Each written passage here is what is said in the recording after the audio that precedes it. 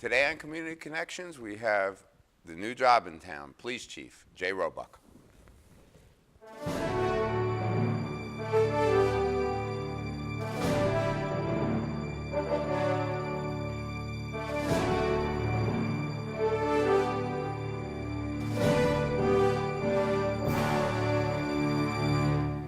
You are not a new cop, but you do have a new job title. Yes. And you are the first chief in Long Branch in, We're thinking years. 1969 or 1970. so just short of 50 years. Yeah. Nobody still at City Hall remembers those days. No. Been a long time. But people, I mean, they hear that the job title, Public Safety Director to Chief. What's the big, as far as you're concerned, what's the biggest difference between the two? Stability, I think. I think the people that work for you know you're going to be there for a while. They know there's no chance of you not going to be there until you want to leave. So Well, I I think don't know that's, if I like think that. But and it's not much different. It's not much different. Well, because- public safety director is a civilian position, and that was a discussion you and I probably had for a better part of a year as we talked about it, made the transition, changed the ordinance, and waited anxiously for the test. Yes, the test was interesting. But public safety director is a political appointment. I Correct. appointed you. You were my third or fourth public safety director. In, when was that? March of 2013, approximately? Correct. Yeah. Okay. So for 4 years, and then for a variety of reasons, including you were going to have to become a real civilian. Right. As opposed to a part civilian. Well, you part were, cop. you were, I still had, right. It's kind of a weird thing. It's, Yeah. you know. but Long Branch had been doing it that way pretty much forever. For a long time, for at least 20, 30 years. Right, as long as I've been you've there. Right. And we were told you can't do it this way anymore. And you certainly wanted to be a chief as opposed to a director. Definitely, correct. There's the civil service difference. You had to take a test, and from what I can tell, the test is unique for the chief as opposed to any other test given by civil service. How so? Correct. The tests for sergeants and for entry and for lieutenants are all fill in the blank or A, B, C, D, pick the answer out of the written tests.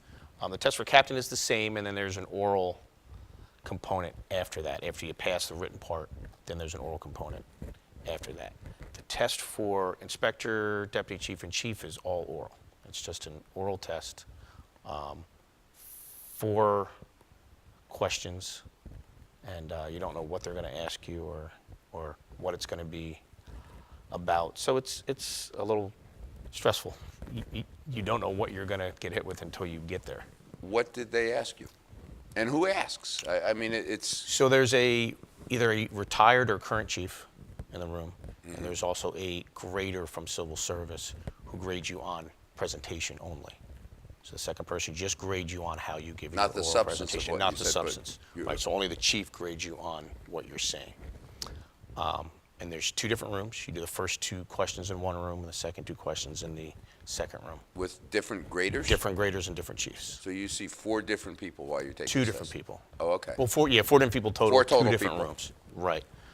And so the first question was kind of a softball. It was, what are the chief's responsibilities at a bias crime or a bias incident? Okay.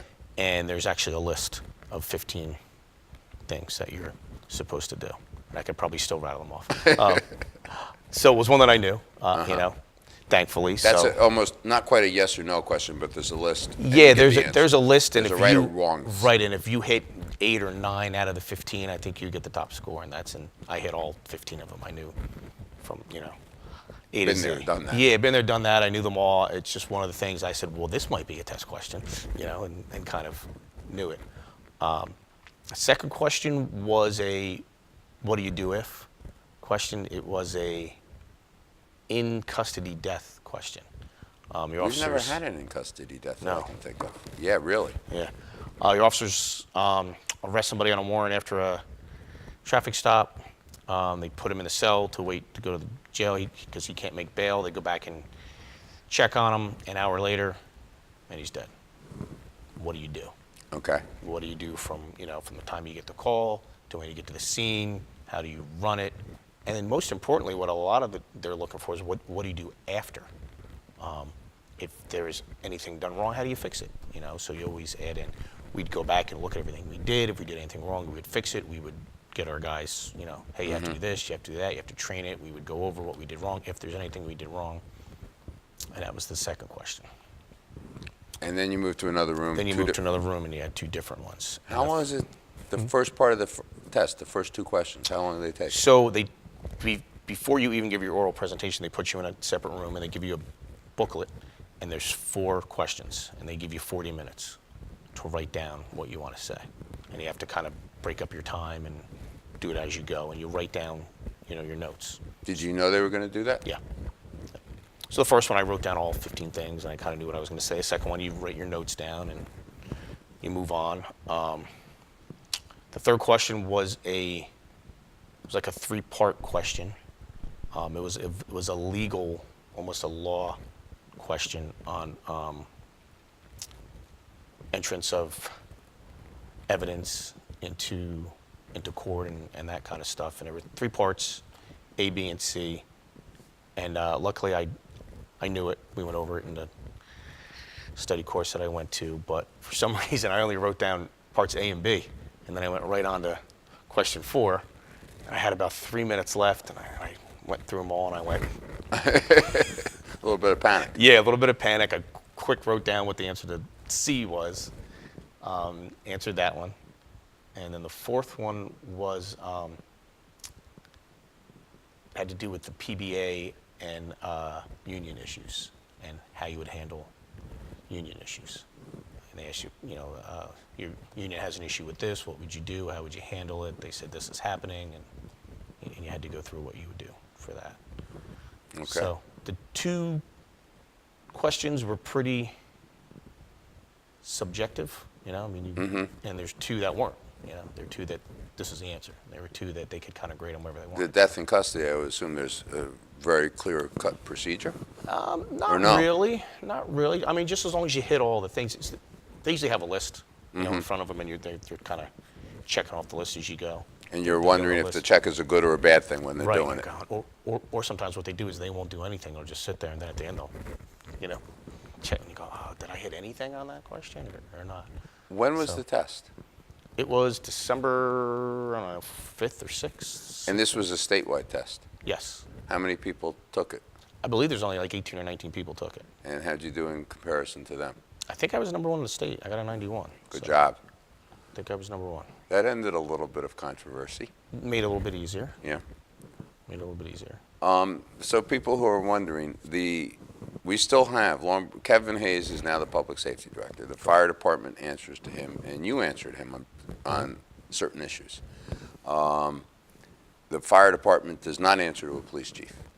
And basically what we just did is, while you now have a new job title, the whole move is essentially revenue neutral to the city. Right. We're not spending any more money because you're a chief instead of a public safety director.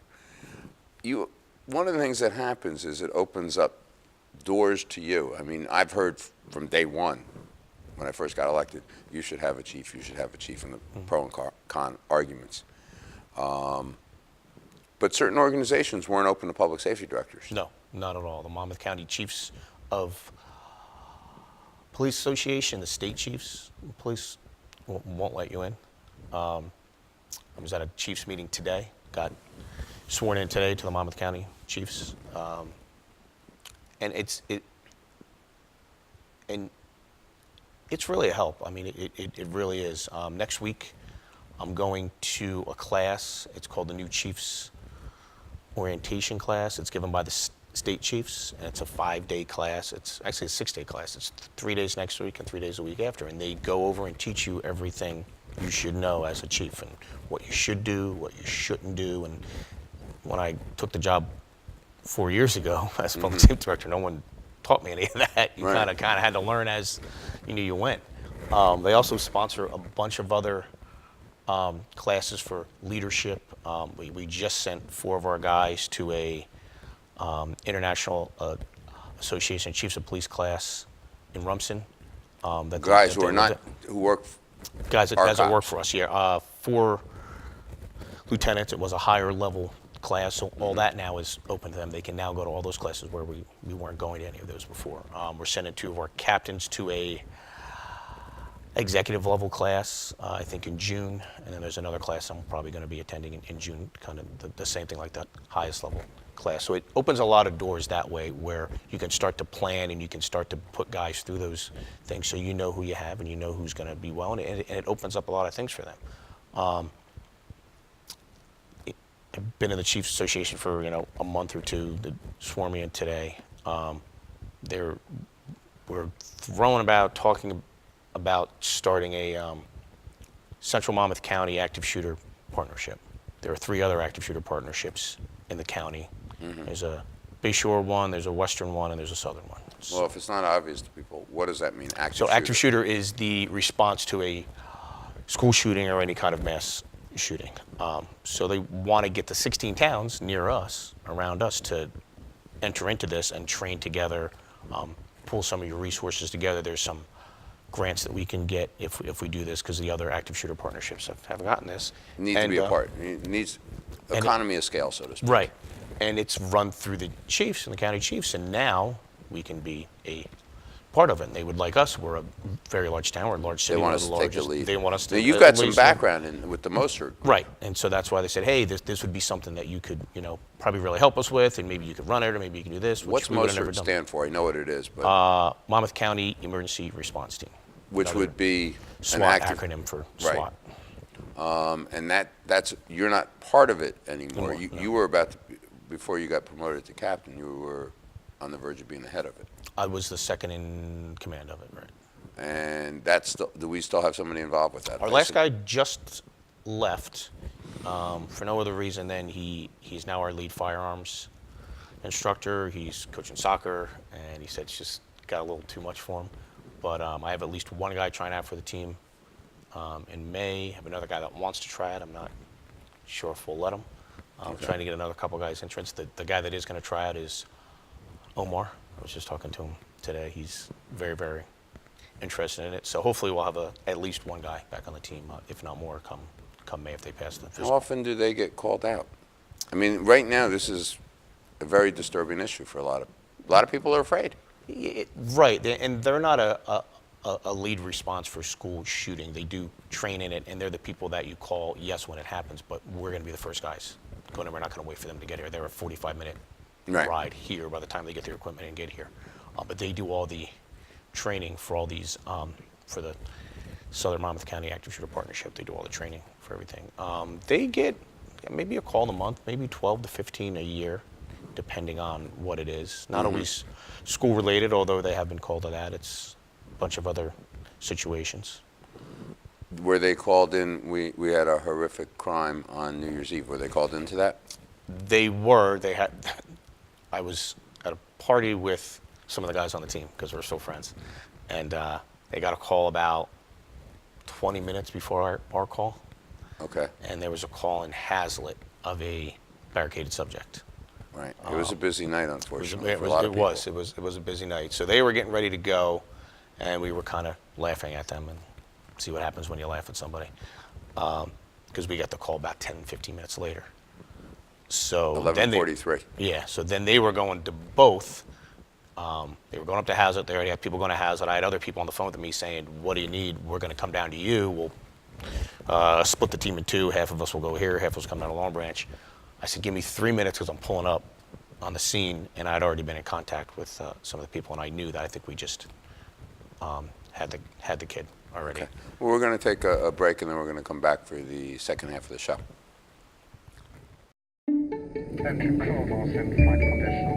Your seat cushion can be used to grant wishes. Who said that? Hello? Really can, you know. You talking to me? Sure am. Because the airline miles you earn and donate to Make-A-Wish can help send thousands of kids on their wish trips. So donate to Make-A-Wish today. You really should, you know. You really should. And give wishes wings, because wishes work wonders.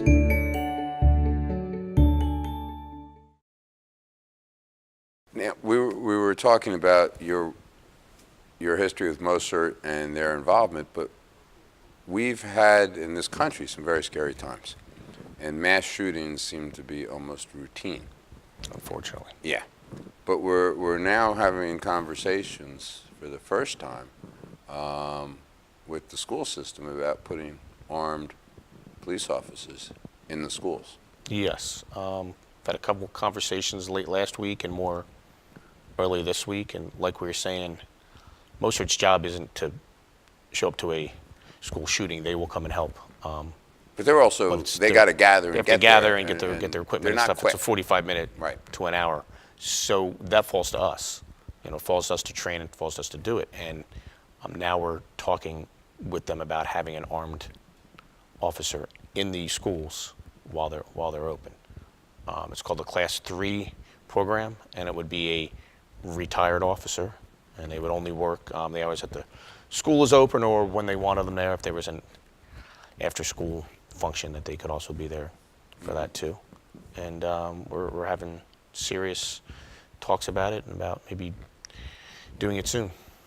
And what would the plan be? I mean, the idea that, I think I'm a little concerned about having more guns and cops with guns, but if I'm going to have anybody, I'd want someone trained. I mean, Right. you can't give a teacher a gun. To me, that's insane. But somebody who's trained to do it Right. is a different story. And the response, I talked to Dr. Salvatore, parents want it. Parents seem to definitely want it. I mean, our officers will walk through the schools every day. We do if that they now. can. We do that now. We've been doing that for a year and a half, 2 years. They'll walk through every school in their zone, which is usually one in each zone every day, if they can, unless they're real busy or something else happens. But we've been working with the schools on that security Right. issue for a couple of years. So we have them there, and so they're in the schools, but they obviously can't be there all day long. They have other things to do. So this would be a extension of that. You would have somebody there that's trained, and the guy had been a cop for 25 years, so well trained, hopefully, in what to do. And he would be in the schools all day long. And does he presumably, well, let me ask you, is a Class 3 special a new category? Yes, it was just passed by the state, I think in maybe the middle of 2017. Was And it geared towards getting? It was geared toward this, especially this is all it's for. We have Class 1s and Class 2s, like that we hire every year. And Class 3 was made especially for school security. They can work for 9 months. They can only work at the schools. There's no pensions. There's no health care benefits for them. So it keeps the price down, which was a big factor in this. And that's why it was created. Is there some concern that there's going to be enough retired cops out there who we should be putting in the schools, or we're going to be able to find people? There is. We don't know what kind of response we're going to get. We put the ad out today. We don't know what response we're going to get. We may have 200 people show up, and we may have 3. Right. So hopefully we'll get enough people that we can pick who we want, because we've talked with the school, and picking the right person is a big part of this. Right. They're going to be interacting with kids every day they're there, and our prayer is there's never going to be an incident Right. that they're going to be needed for. So they got to be able to do other things too. Right, they have to be able to do both. I mean, you can't have the person who's not, who likes kids, and that's great, but that doesn't want to have anything to do with the other part of it, So you need both. What they have in Parkland? Do you know? I mean, I there's believe they been had a school resource officer who was there. there's been this story, and I've never figured out. I haven't read that much, but supposedly somebody armed ran. Is that true? I don't even know. I don't know. I've read the media reports, and then I read his statement, and the truth may lie somewhere in between. What I do know is there was an armed officer there, but the school was huge. It's a humongous school. I think there might have been just one. He supposedly ran outside, and at one point thought the shots were coming from outside, and couldn't figure out where the shots were coming from. That's what he said. So, I mean, when something like that happens, I mean, it was about as bad a situation as we can imagine. And I can't begin to imagine the panic and fear. right. And I don't think a cop with a gun is immune from a little bit of panic and fear. It's one of the things we worry about. Right, and I don't know how well he was trained, and I don't know how well they train their guys down there. Right. That's a conversation you and I have had recently, because when we've talked about police public relations, one of the things that's always struck me about Ferguson is the young man who I thought the cop accepted a lot of responsibility. And he said, I'm never going to be a cop again. I'm done. Was how little training he had compared to What we do. what we do. Yeah, there's huge levels of different training across the nation. I know our guys here are trained, and they're trained well. And if that happens, they're going to go in and they're going to do what they have to do. Yeah. Because we train on it every year. That may not be the place, that may not be the way it is down in Florida. Right. I don't know. Or I have no idea someplace what, he was a sheriff's officer, so you've consolidated things on the county level that might make economic sense, but you may not be quite as hands-on either. else. Right. Speaking of training, I mean, we hire new cops, if we're fortunate, we have been almost every year. Civil service test, most of them have some college, and then they go to school for 4 months. For almost 5 months now. Right. It's kind of been, every year it kind of gets a little bit longer. I think they had a little more Not training. a bad thing. No, not a bad thing at all. Not a bad thing at all. They go to school. They do a very nice job out there at Monmouth, Monmouth County. We've been very happy with them. Some of our guys, most of the people we've hired lately have been Class 2s with us. So they've gone through that whole academy, except for like a week or two of it. And now they're running a waiver class where we can send those Class 2s back to them for 2 or 3 weeks, and then they're completely certified. Well, what's the difference? We have Class 1s who work for us seasonally, Class 2 who can be year-round, and then Class 3 is now the school officer, Right. but regular cops. What's the difference between a 1 and a 2? Ones don't carry weapons. They don't carry guns. Class 2s do. So ones go to the academy for 2 weeks, 3 weeks, and they learn traffic tickets and traffic enforcement and pepper spray and things like that. How to They- help us with the summer crowds. Right. and They don't really. move They're not. things along. They're not there to really answer calls for service. Class 2s go to the academy. That's just about as long. Well, let's as back our up for academy. a second, because we have a Class 1 who's now a full cop who knew how to answer a call Right. for service. And some of them will. Right. Some of them will. And He and jumped you'll see right- the more aggressive guys will go do that. Right. You know, they're not supposed to, answer calls for But service. But if we they're there, we want to know who we Yeah. can count on in a absolutely. pinch. Which is the great thing about that, because now obviously we know, Right. you know. So if you find a kid who's a really good Class 1 police officer, what do you do? We send him to Class 2 school. Right. And then if we like him as a Class 2 and he does well, then we say, take the test. Right. Make sure you live in town. Make sure you live in town, take the test. Right. And we found some very good people Great that guys. way. We found some great guys, girls that we've hired in the last 3 or 4 years, and probably longer than that, but we've really hired, probably 90% of the people we've hired have worked for us before. Maybe 95%. Right. We know most of them. So we know them. It's a big deal. Right, and it's because if you don't know them, you could still do a full background on them, and you could still miss. Right. You know, I mean, I think it's one of the things that we've done well for a long time. You came in with a great rush of people. We got federal money to hire officers. You're on since 94, 95. 95. And Yeah. we added probably 25 guys in a short period. In the next 3 years, I think you hired 8 or 9 like every year Right. for the next 3 years. And then we actually, downward trend, that was partly financial. But we're on an upward trend again of making sure we're fully staffed. We have 85, 86? 93. 93. We just hired 6, that's, or We 7. have hired 5. Okay. We're at 93 right now, I believe.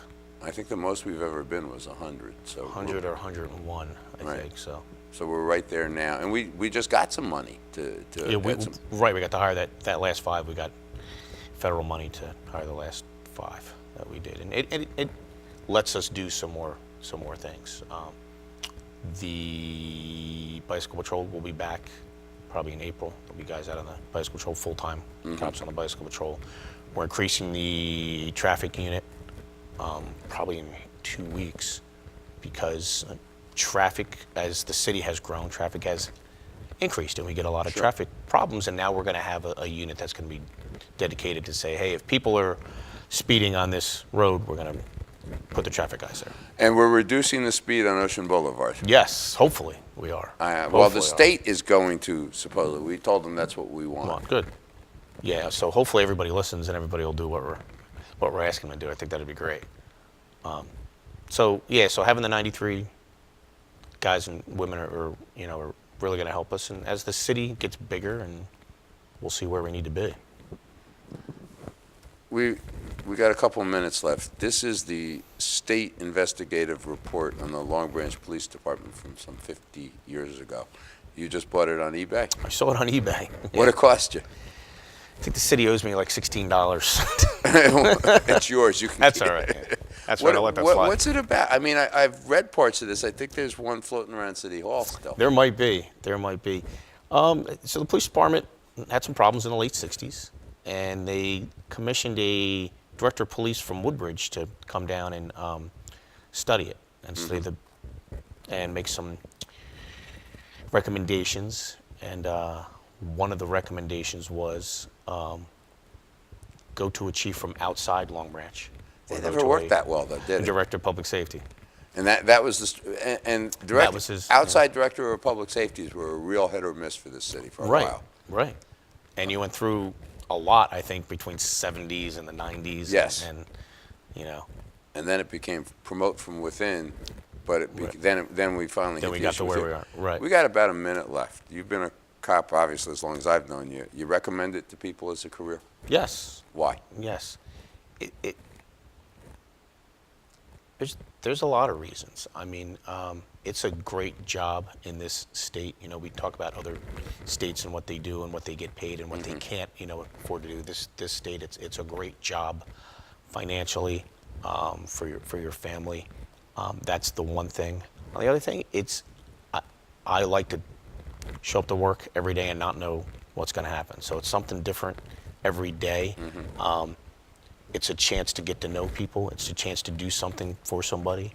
It's a chance to do something for your city or for your town and do something that you actually feel matters, as opposed to some things you may do that don't. Maybe it's just a job to you. Right. But most of the people that want to do this job will love it, and they come and do the job for that reason. Any of your kids interested in being a cop? Well, my older son, no. I don't think he has any interest in it at all. My younger son, at least at this point, He's 5 years old. he's 4 or 5 years old. He loves all that stuff. So we'll see where that gets when he goes about. I would probably say if anyone, it would probably be him. Neither of your daughters. My youngest daughter's a little too early to know, but she's tough, so you never know. You never know with her. All right. Anything else you want to talk about? We're just about at the end. No. All right. Well, thank you very much for coming over. Thanks for having me.